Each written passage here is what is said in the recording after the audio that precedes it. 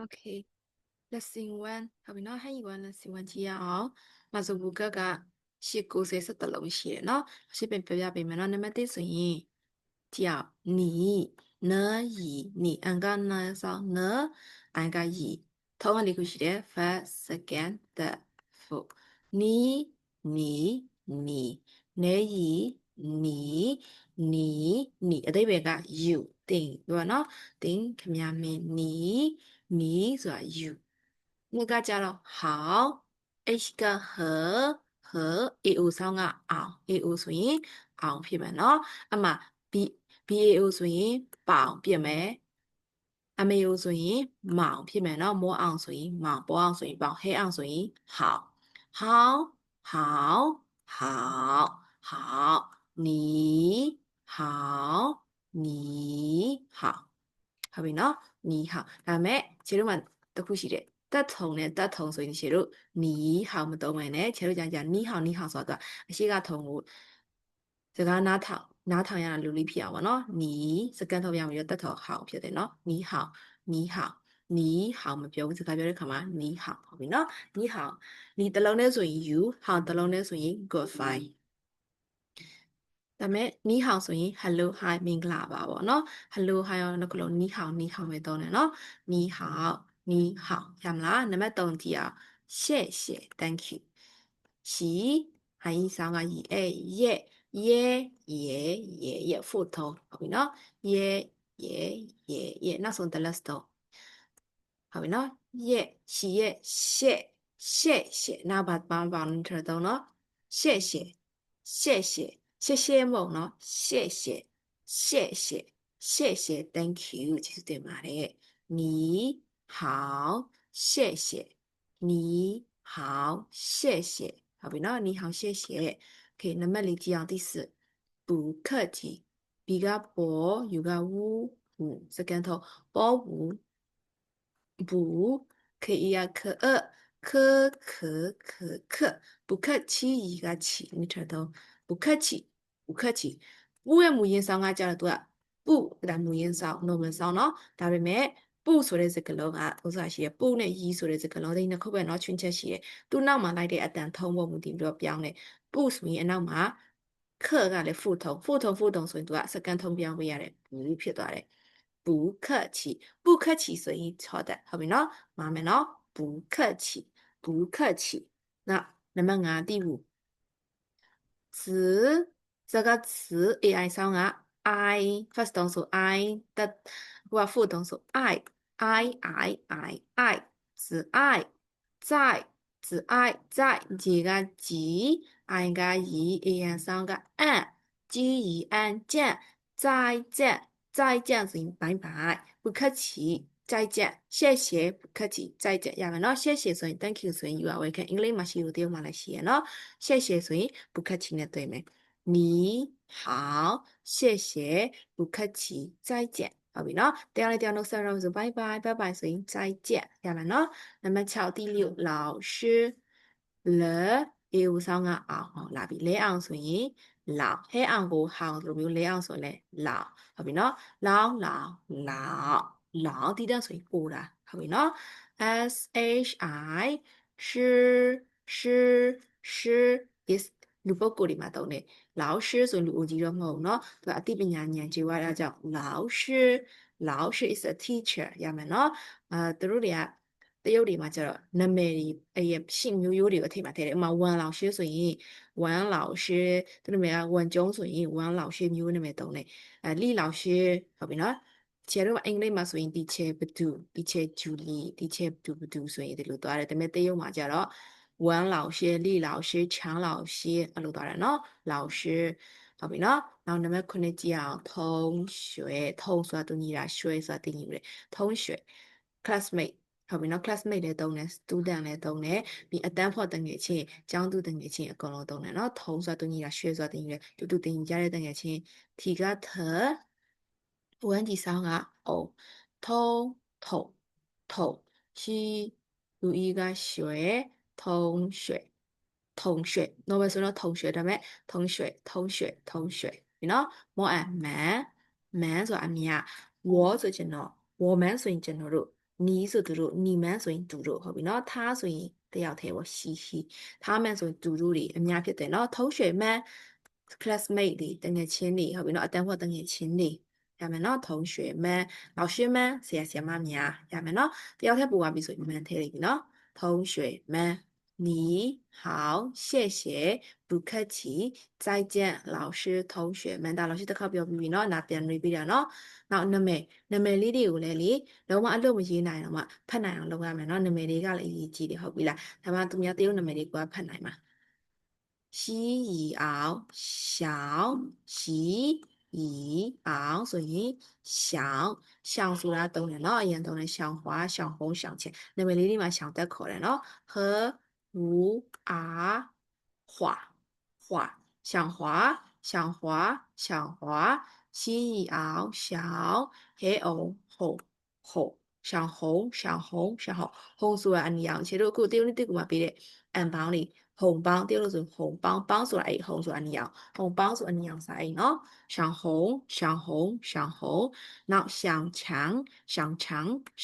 七昂强小强နာမည်တွေနော်小红小强ဆိုတာဒီဟဲ့ရင်တစ်ခုလုံးမှာအမြဲတမ်းပါအောင်မှာ level 20ဒီကလေးနာမည်တွေအမြဲပါမယ်နော်好ပြီနော်你好谢谢不客气再见老师同学们小华小红小钱 OK အဲ့ဆိုရင်ဒီ老師တော့ writing နည်းပြပေးမယ်နော်ဒီချက်ဒါလည်းတင်ပြီးသွားပြီဒီချက်ဘက်ကဆိုတော့ Okay 你ရေးနည်းပြပေးမယ်နော်你ရေးမယ်ဆိုရင်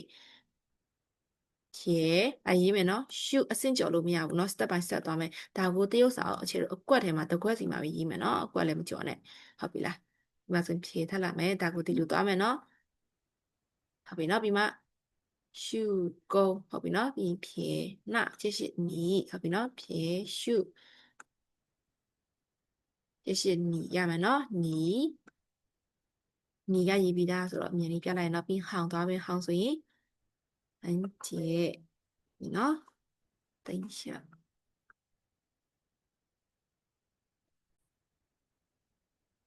ပြီးရင်ဒီလိုလိုက်သွားမယ်ဒါတိတဆိုရင်ချေနွီဆိုတဲ့အဓိပ္ပာယ်တော့တယ်နွီဆိုတာကဲမိန်းကလေးနော်ဟောင်းမှလည်းပါတယ်ပြီးရင်ဒီဟာလေးတူလာပြီးမှဒီသွားပြီးမှဒီမှာဖြတ်လိုက်တယ်就是好ဆိုရင် good fine ဟုတ်ပြီနော်你好ဒါတွေကိုလေစာလုံးတစ်လုံးကိုအနည်းဆုံးခြေတို့တရုပ်စာအုပ်အကွက်စာအုပ်မှာလေအနည်းဆုံးဒီမှာဆိုတရုပ်စာအုပ်ဒီလိုအကွက်ကလေးရှိရနော်အနည်းဆုံးနီးဆိုရင်နီးဒီလိုရေးသားတစ်ခွက်အနည်းဆုံး3လို့5လို့တော့ရေးနော်ဘာရှိလို့တော့ဆိုရင်တစ်လုံးတစ်မျက်နှာအပြည့်ရတယ်ဟုတ်ပြီလားဒါပေမဲ့ချေ5လို့ပဲရေးပြီးနော်ရေးနဲ့လေစာအုပ်အတိကလို့ချင်တာကလေဒီစာလုံးတစ်လုံးမမိဘူးနော်အရင်ဆုံးမျက်စိတွေမှာမှတ်ပြီးတော့မှအကျမ်းမှဖြစ်ဒီလိုခြိုက်ဒီလိုသွားတယ်ဘယ်ကနေဘယ်လိုသွားတယ်သူအစင်းနဲ့သူရေးနော် step by step ရေးနော်ပြင်ဒါမှဘယ်စာလုံးလာနောက်ပိုင်းဆိုရေးတက်မှာ step by step ရေးပဲကြိုရေးမယ်ရေးချင်တယ်လို့ရေးမယ်စာလုံးဖြစ်ပြီးတော့ရေးမယ်ဆိုရင်နောက်ပိုင်းဘယ်စာလုံးလာမရေးတက်ပဲနေမယ်နော်ရေးနည်းတွေလည်းမှားမယ်ဒါရှိလို့ဆိုရင်ကြည့်လိုက်ရင်ဒီလေဘယ်လိုရေးတယ်ဆိုတာရေးနည်းမမှန်ဆိုတာကြည့်တာလည်းသိတယ်နော်ဟုတ်ပြီနော်အဲ့ဒါဆိုရင်ဒီကရေးတဲ့ခါမှာလေပြီးဖို့မဟုတ်နော်အဓိကဒီစာလုံးတစ်လုံးမှတ်မိနေဘူးလို့ရနော်你好ပြီးနံပါတ်3谢谢ကနည်းနည်းတော့ခတ်မယ်ဒီနော်谢ရင်းနေပြပြီနော်လွတ်သွားမယ်ဒီတာနော် okay ဟုတ်ပြီနော်ဒါက radical စကားပြောတဲ့ radical အနေနဲ့သုံးတယ်ကျေးဇူးတင်ပါတယ်ဆိုတော့ခြေလို့နှုတ်နဲ့ပြောတယ်သူက speaking အတွက်ခြေလို့ဒါလေးသုံးတယ်တရားကနောက်ဆိုအမြဲပါမှာဒီ radical တွေကဒီ radical ကြောင့်တစ်ခေါက်ထပ်ရှင်းပြပေးမယ်နော်လူဆုံးရင် okay ပြီးရင်ဒီမှာဖြေ shoot and go okay step by step သွားမှာနော်ဒီလိုနော်ပြီးရင်ရေးတဲ့ခါမှာဒီလိုတွေလုပ်လို့မရအောင်နော်သူကတစ်ချက်ဆိုတစ်ချက်နှစ်အဲ့လိုသွားတာနော်ဘာလို့ဆိုတော့ခြေလို့ဒါပြင် counting ဆိုတာရှိတယ်စတုပ်ဝင်တဲ့ချက်တွေဖွဲ့စည်းထားတဲ့ counting ဆိုတာ exam တွေမှာပါတယ်ဖြေရမှာနော်ခြေလေးဖြေခိုင်းမှာနော်အဲ့ဒီခါကျကိုကရေးချင်လို့ရေးဒီလိုလုပ်နေတဲ့ခါမှာဆိုကိုကစုပ်ချက်ရေးတဲ့ခါမှာမနိုင်အဲ့ဒါအခုတည်းမဟုတ်နော်ဘယ်နေရာဖြစ်ပါတယ်ဟုတ်ပြီလားတရားဝင်ရှိတယ်နော်သူကစတုပ်ဝင်တဲ့ချက်ဆိုတာနော်ဒီမှာဆိုရင်တန်လူလာမယ်ဒါဆိုရင်2ချက်3 4 5 6ခွန်ဒီမှာအလီမှာတစ်ခုထည့်ရနော်ဒီကဒီဖက်ကပြီးမှဒီလိုရှိလေးသွားတယ်ပြီးမှဖြည့်ဟုတ်ပြီနော် ဒါတစ်ဆက် step by step တော့ဒီလိုမဟုတ်ဘူးเนาะတစ်ချက်နှစ်ချက်အဲ့ဒါပြီးမှဟန်ရှုကုန်းပြီးမှဒီမှာထည့်လိုက်ရယ်ဒါရှေ့သူကရှေ့နှလုံးကတူပဲတရုတ်စာလုံးကတော့သူဖြည်းမှာကြာနောက်မှာထုံးမပါတော့ပဲရှေ့ဟုတ်ပြီเนาะ thank you ပြီးရင်ပူခတ်ချီလေးကြည့်အောင်ပူခတ်ချီဖြဲဟန်ဖြဲရှုဒီရမယ်เนาะဒီမျိုးရေးချင်လို့ရေးလို့မရအောင်เนาะချို့ကဒီမျိုးတွေအဲ့လိုမျိုးရေးချင်တယ်လို့ရေးလို့မရအောင်เนาะသူကလည်းသူအန်ဖြဲဒီလိုသွားတယ်เนาะဒါကပူဆိုတာ no သူ့မူရင်းတန်ကပူเนาะ不是မဟုတ်ဘူး不吃မစားဘူးဒါမဲ့复同的复动所以ဖြစ်သွားတာเนาะ不နောက်ကြည့်အောင်ခဆိုတဲ့စာလုံးလေးဒါလေးကခေါင်မိုးမှာတုံးတာများတယ် roof ဟုတ်ပြီเนาะခေါင်မိုး roof အိမ်ခေါင်မိုးဧည့်သည်လာမယ်ခတီးတန်းဆိုတော့ဧည့်သည်ဆိုတဲ့အဓိပ္ပာယ်ရတယ်ဧည့်သည်ဆိုတော့အိမ်ထဲဝင်လာမယ်ဟုတ်ပြီဒါကဧည့်သည်အိမ်ထဲဝင်လာတာပေါ့ပြီเนาะထိုင်ပေါ်မှာထိုင်လိုက်တယ်ဘူခခလေးပြကြပြီเนาะခေါင်မိုးရေးတယ်လေးသွားမယ်လလေးကြီးเนาะဟောရှိက mouse နဲ့လေကွန်ပျူတာမှာဆွဲရဲဆိုတော့လက်ရည်ကဘလို့မှမလာအောင်ချီလေးရေးအောင်ဖြေဟန်ဒီမှာထိရနော်一行二行三家的မျိုး行解弯弓行解弯弓就是气ဆိုတာစိတ်ဆိုးတဲ့နေရာမှာလည်းသုံးတယ်ခက်ချီလို့ပါလို့ဆိုရင်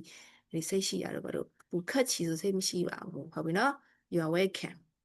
ခေးမှာရမယ်နော်နောက် side ကျဆို again ထပ်ပြီးတော့ကြံဆိုတွေ့ကြဆိုနောက်တစ်ချိန်ထပ်တွေ့အောင်မယ်အဲ့ဒါကြောင့်ဘိုင်းနောက်ချိန်ဒီချိန်ပြီးနောက်ချိန်ထပ်တွေ့အောင်မယ်ပေါ့ဟန်ရှုဒါတစ်ချက်တော့နော်ဒီကုန်းတစ်ခါရှိလေးဆွဲထားလိုက်ပြီးမှတူလေးလာတယ်ဒီလေးမှာနော်မထီဘူးနော်ပြီးမှဒီလိုရှုလာပြီးတော့မှဟိုအောက်ထိမရအောင်နော်ဒီဘက်ကိုဖြတ်ချရတယ်အဲ့ဒါက side ဆွဲပြမယ်နော်ရှုရှိလေးဆွဲတစ်ခါလေးလာတယ်ပြီးရင်လိုသွားပြီးမှဒီလိုတော့ကလေးတို့အရင်ကြီးရခတ်မယ်ဆိုဒီလိုရေးလို့ရတယ်ဒီတစ်ခုကကြတော့မစချင်တဲ့ beginner တွေတော့အရင်ခတ်မယ်ဆိုရင်နော်တခါလေးဒီမှာဖြစ်ရှိလေးတော့လိုက်အဲ့ဒီမှာထည့်ပြီးမှဒီလိုဆက်လိုက်ဟုတ်ပြီနော်ဒါရေးရခတ်မှာဆိုလို့ပြပြီအမှန်တော့အရှိရတိုင်းသွားရမှာနော်ကြံ့对手နဲ့ကြံ့面对手နဲ့ဟန်ရှုတီတော့ဒီမှာအတက်မပါအောင်နော်ပြီးမှဖြေဒီလိုလေးလောက်ရတယ်ပြီးမှဒီကနေမှရှုဝမ်ကုန်းဟုတ်ပြီနော်အတက်ကလေးတွေထွက်နော်ဒီအတက်ကလေးတွေကမေ့တတိထားနော်အသက်ပါတဲ့ဟာဆိုဒီတက်ရှိတယ်ဒီလိုမျိုးအသက်မပါတဲ့ဟာနှလုံးရှိရမတူဘူးနော်ဒါကအသက်ပါတယ်ကြံ့面对ကြံ့ဟုတ်ပြီနော်နောက်老师ကြီးအောင်老师ဆိုရင်စတင်မယ် okay ဒါကတော့老师plus နဲ့ minus နဲ့ပေါ့နော်လို့စိတ်ကလေးတော့မမိအောင်လုပ်ပြရနော်အလွယ်လေးနဲ့ဆီယမစတင်နေဆို plus minus ဒါဆီယမစရောက်စတင်နေပြီနော် plus minus ဒီချေကစတင်နေ plus minus ဒီမှာဟုတ်ပြီဖြစ်ဒီမှာဒီရဟာလေးဒီရဟာကဒါအရင်လာတယ်ပြီးမှရှူ1ကုန်လာမှာနော်ဒီလောင်ရင်းပြန်ပြပြီးမယ်ရှင်က mouse နဲ့ရတော့လက်ရမလောက်လေးရလာလေးနော်ဒါတွေကထိတယ်နော် touch ဖြစ်မယ်နော်接是老地点是欧的，老人是路基的嘛，当然咯，老爸老妈，咦，是个家咯，都 step by step 个的里面咯，啊票，但那的上里后面那边嘛，行，修大家搞白咯，写的多嘛咯，这မျိုး得了路没有咯，嘛的อะไรนี่所以来，大家老师လွယ်မဲ့ပြပြမယ်နော်အမှန်တော့ဒီလိုမဟုတ်နော်ဒါကိုမြင်အောင်ကြည့်ဆီယမတယောက်ခေါင်းဆီယမရဲ့ခေါင်းပေါ့ဟုတ်နော်ဒါကဆီယမရဲ့လက်ဘက်မှာကလက်ခုကင်လို့ရအောင်ပေါ့ဟုတ်ပြီလားဒီမှာရှိလေးဆွဲလိုက်ဟုတ်နော်အရင်မြင်တဲ့ဒီချေဒီမှာဒီချေဆိုတော့ဒုတ်ချီမယ်ဒုတ်တစ်ချောင်းဒုတ်နှစ်ချောင်းတစ်ချောင်းရှိတယ်ဟုတ်ပြီနော်ဒါက是老师的切မနော်ရေးရမှာအရှိရနေရေးစာရေးရမှာနော်老师ကနည်းနည်းကလေးတို့ဒီစာလုံးကိုနည်းနည်းမက်လွယ်အောင်မြင်နိုင်အောင်ဒီတက်လုပ်ပြီးတာနော်老师的切ရမှာနော်偷水这样偷的你的shoot，你嘛当然咯，很简完工，你嘛行，睇当然咯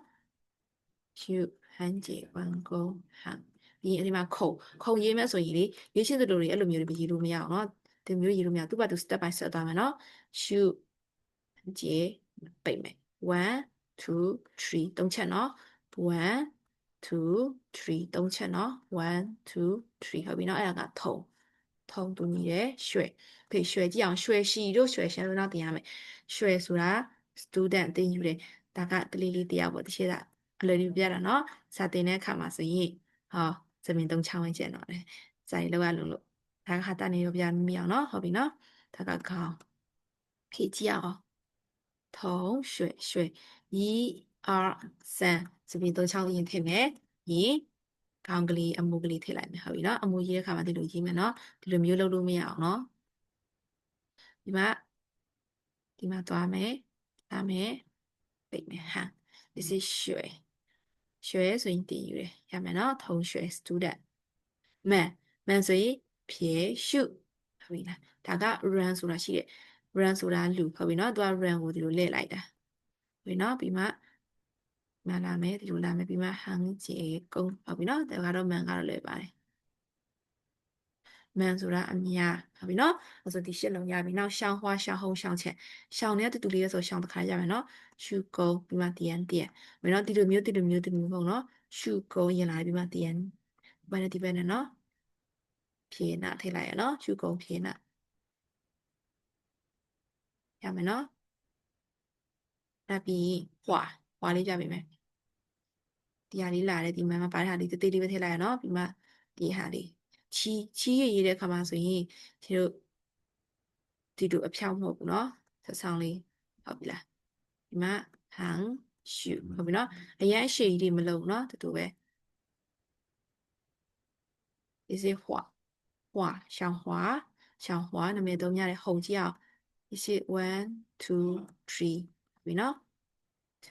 3ဒီချက်တော့နောက်ပြီးမှအိုင်ကလေးလိုမျိုးထည့်လိုက်တယ်ဒါကဟုတ်ဟန်ရှုဟန်ဟုတ်ပြီနော်ဟုတ်ရှောင်းဟုတ်โอเค向前面剪了向前记啊向前所以切入地图多တယ်နှစ်ချက်ဟုတ်ပြီနော်ပြမယ်နော်ဒီလိုသွားတယ်ဒီထိပြီးရင်ဒီကနေဒီလိုမျိုးတစ်ခါလေးသွားလိုက်1 go ဟုတ်ပြီနော်ပြီးမှရှိမှခုံအသေးလေးကိုရှိရှိလေးထည့်လိုက်မယ်ပြီးရင်နောက်မှာခုံဆိုတဲ့စကားလုံးလေးရှိရှိလေးထည့်လိုက်မယ်ဒီလေးတော့ခုံလုံးခေါ်ရနော်ဒီအဖို့မဖြစ်အောင်နော်ဒီကနေပဲသွားမယ်စောင်းလေးသွားမယ်ပိတ်လိုက်မယ်ဟုတ်ပြီနော်သွားမယ်ရှု这是钱好ပြီနော်ရှောင်းဟွာရှောင်းဟုံးရှောင်းချန်ဆိုတာနာမည်တွေနော်你好谢谢不客气再见老师同学们小华小红小钱ရမယ်နော်你好ဆို hello hi 谢谢ဆိုရင်不客气拜拜ဆိုရင်再见这些ဆိုရင်老师同学ဆို student 同学们 student များ老师们ဆိုရင်ဆရာဆရာမများဒါလေးတွေကနာမည်ဟုတ်ပြီနော်အသေးပဲလေးလည်းသိပြီဆိုရင် okay ဒီရဲ့ရှောင်းချန်ဒီရအောင်ချက်ထားလိုက်နော် See you later.